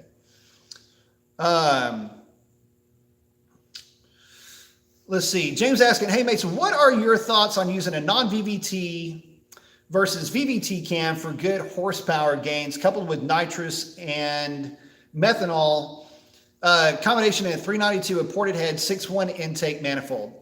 So here's the thing. Most of the VVT cams are locked out. I've got a couple of grinds, and I know that Dr. Diff likes to work with the VVT feature on those cams. He's able to get a little bit out of them, but usually it's in drivability, bottom end torque production, things like that. But most of those cams work better when they're locked out anyway. So you can almost kind of take that out of the equation. Some cams do better than others. Let me just rephrase what I said earlier. Some cams do better than others when you start playing with VVT for the aftermarket cams. I've seen some that will lose 25 horsepower just by trying to move the thing around a little bit. So when I put a cam together, it's designed to be locked out. And if it has some benefit when it's being advanced, then, that's really good. But for the most part, I'm putting a cam together that's really only going to benefit by maybe 4 or 5 degrees one way or another, if they do at all. So I would say, if you've got a 392, stick with a VVT cam. It'll give you an option at least where you didn't have one before. And don't go nuts with the cam on the 392s. Let's see. Sorry, lost my spot here. Versus gains coupled with nitrous and methanol. Nitrous and methanol, you can do pretty good with that if you've got a standalone system, a standalone fuel system, and you're running one of the Nitrous Works controllers, especially if you're running that thing based off of injector duty cycle. You can definitely put a combination together that works really well on methanol. But I don't like methanol just being sprayed into the intake manifold. That is a bad idea. That intake was not really designed for fluid. In other words, it's not designed for something that is not a gas like air. Nitrous oxide you can get away with, but one of the issues you run into with the 6.4 is distribution. And this is kind of funny, not that it's a comparison or anything like that, but whenever, let me just give you an example, and this really doesn't have anything to do, it does, but it doesn't have anything to do with the 6.4 manifold. We're talking about the 5.7 car manifold. It's a non, it doesn't have the butterflies in it. Okay. So, and I was talking to Dr. Diff about this. It was kind of funny. Whenever I'm working on one of those manifolds, I have a leaf blower, and what I'll do is I'll take the manifold, turn it upside down, and part of the process of me cleaning them out is take the snout, which is oddly enough the exact same size, like an 84 millimeter, 85 millimeter opening on the end of this, that Ryobi leaf blower. It's very, very close to that size. I'll put it in there and I'll whack the thing at wide open throttle. And it's interesting to see the point of all this. It's interesting to get a feel for the distribution of the air going through that manifold. And strangely enough, the outer cylinders, number 1, number 2, number 7, and number 8, will have a ton of air coming out of them. And the center cylinders, the center ports won't. And I've never really made a big stink of this, but the reality is that that's kind of how the distribution works in that manifold. And so when you try to throw a fluid in there, it's just going to act basically like that. And not necessarily in that order in terms of the outer getting more air than the inner, but the idea is that you're going to have more methanol going to some cylinders than others, and the distribution issue is the big problem. To solve that, you would go direct port, and that would be the only way that I would ever suggest running a methanol system. That's the way that methanol was originally designed back in the 1920s, 19-teens, to be utilized as an anti-knock compound for poor quality fuel for airplanes. So the idea was to have a water and methanol, or just water, or rarely straight methanol injection. Is normally a percentage that was added to that water. And that's really where that stuff came from. So to give you an idea as far as, what I would do with that, direct port with the 6.1, be in good shape, get you a good cam based on what you're looking for. You're going to want to go fairly aggressive if you're going to be spraying it. Just remember that it's going to, that manifold, because you're taking up space with the nitrous, is going to act like it's a smaller manifold than what it is. So you're going to want to go pretty healthy with that camshaft for nitrous. Hopefully that helps. Mike's saying, hey, brother, hope you're doing good. I hope you're doing good too, man. I'll be pushing 700 to 1,000 horsepower to the wheels on my 09 Challenger SRT8. I like air ride suspension for the looks, but for drag, wheel hop, etc., do I need a specific rear end setup? Not necessarily. There's a lot of guys that get pretty decent results with air ride. The main thing is, it is going to add a considerable amount of weight. So there's that. But no, I don't think you'll have any real issues with it. Depending on your wheel and tire setup, I've seen guys run drag packs with air ride before, and I mean, they didn't have any negative, I don't think, and nothing really negative happened with them. But again, it's not a dedicated drag setup, so just know that coming into it. It's not going to be your best bet, but for what you'll be doing with the car, if you're just out having fun with it, making some street hits, stuff like that, you'll be just fine. Let's see. Iron's asking, I'm a noob. What if a street tire is wide like 315? Is it still not enough for dailying? Well, if it's wide like a 315, yeah, you can daily that all day long. A lot of guys do, especially the Charger guys. We got a little bit more room underneath the fender well. Challenger's a little bit different story. So I'll put it to you like this. I wouldn't want to try to run anything wider than a 315. You just don't have a lot of room back there. I know that, some tires do run a little bit wide. So for example, the question about the Tri-5 G2, that tire does typically run a little bit on the wide side. In fact, the Tri-5 G2 in a 305 measures out a lot like one of the smaller 315s. So just know that coming into it. Make sure you take a look at the tire that you're looking at. But like if you're looking at just a regular Tri-5, or if you're looking at like a Mickey Thompson setup, those are going to be a little bit more like a normal width 305. So hopefully that helps. But no, you'll be fine with a 315. Himmy's saying you were talking about Summit Racing earlier and was reminiscing on the days of heading to the original Summit Racing for my 74 Duster back in the late 80s. That would be pretty awesome.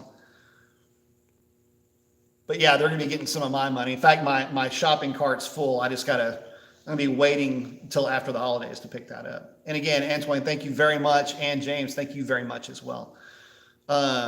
Shift is checking in with Sean about that two-step.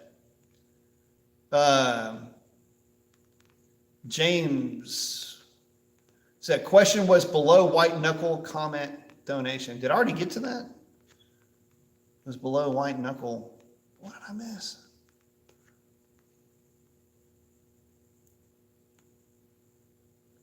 Oh, I guess I already got to that. Sorry about that, man. I didn't see it. Well, I hadn't had a chance to get to it yet. What'll have the super chat will chime in, and then I'll get to that. But cool, yeah. Hopefully, I answered that for you. The thing is when you start getting into, let me say this: when you start getting into meth injection, you got to be careful with that because you don't want to rely on meth.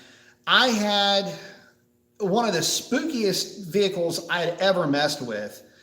We had a lot of these Hellcat swapped Wranglers, 392 swapped Wranglers, LS swapped Wranglers. A lot of them had Magnuson superchargers on them. One of them was a Maggie swapped 6.2 in a four-door Jeep Wrangler. And I had, one of the guys was with me, and I was doing the data log. And what was funny is that I was injector duty cycle went nuts on this data log. And what was the funny thing about it was, I'll make this short, the tune, the setup on this thing when it came to the shop was relying on a Snow Performance meth kit to make up for a lack of fuel injector. And it was getting the balance of the fuel and the balance of the octane from this, basically it was like an igloo behind the back seat, just seemingly endless supply of methanol injection. So that was one of the weirder things. But again, it's never a really good idea to hang all of your confidence on that meth kit. Just know that coming into it. You want a direct port if possible.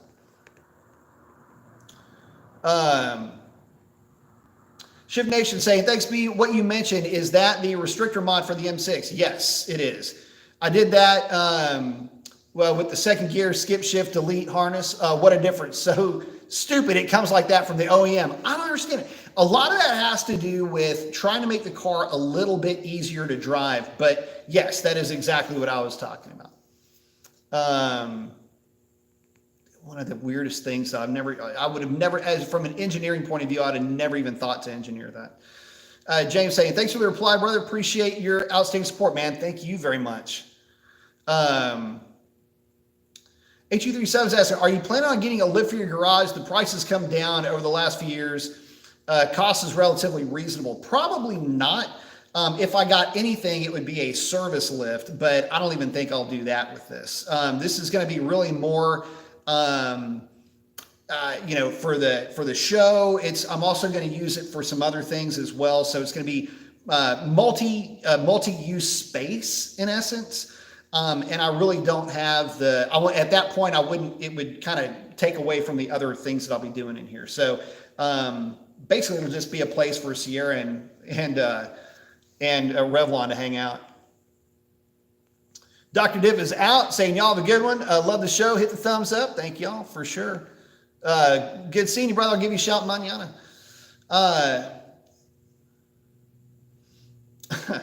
Mr. PD Form saying, if you got a 671 blower for Christmas, what would you do with it? Right there. White Knuckle saying, what up, Dr. Div? Have a good night, brother. Each other saying, rough times for us Eastern boys. It's after midnight. Glad I took this week off. Yeah, no kidding, man. I'm saying, anyone else grinding rings for Christmas? Dude, I tell you what, if it were any later in the year, I would be right there with you. Yeah, actually, I don't. Ashley Mills, man, is going to be taking care of this engine for me. But yeah, I've been there with the ring grinder. Zzz, zzz. Set it in the hole, take your piston, square it, measure it, rinse and repeat 32 times. Anyway. Oh, man. Well, guys, listen, it is coming up on 2 hours here. I got to go ahead and jump off. I want to thank each and every one of y'all for hanging out with me this evening, and definitely could not do this without you guys. So thank y'all, each and every one of y'all, so very much. Hemi Chowder saying, you'd be surprised what we engineers will dream up. I'm no automotive mechanical engineer, but I can only imagine for sure. Jim Day saying, adios. White Douglas saying, I will be grinding rings, but probably towards the spring. Yep, there's a lot of us that might be doing that. But at any rate, guys, I do have to jump off. Oh, James checking in. Last one saying, thanks for the knowledge. You just about described what I have made plans for the 6.4 swap. I'm going for my Magnum RT, Snow Performance Meth Kit, and Nitrous Outlet. Yeah, as long as you do the individual runners, you'll be doing pretty good with that one. But again, guys, thank y'all very much. Love each and every one of you guys. Stay safe out there. Keep wearing the mask. If not for yourself, then for others. Gonna send it, don't bend it. Keep your shiny side up. And with that, I'm checking out. Y'all have a great one, and we'll catch y'all on the next one. Merry Christmas, too. That's a wrap. Adios.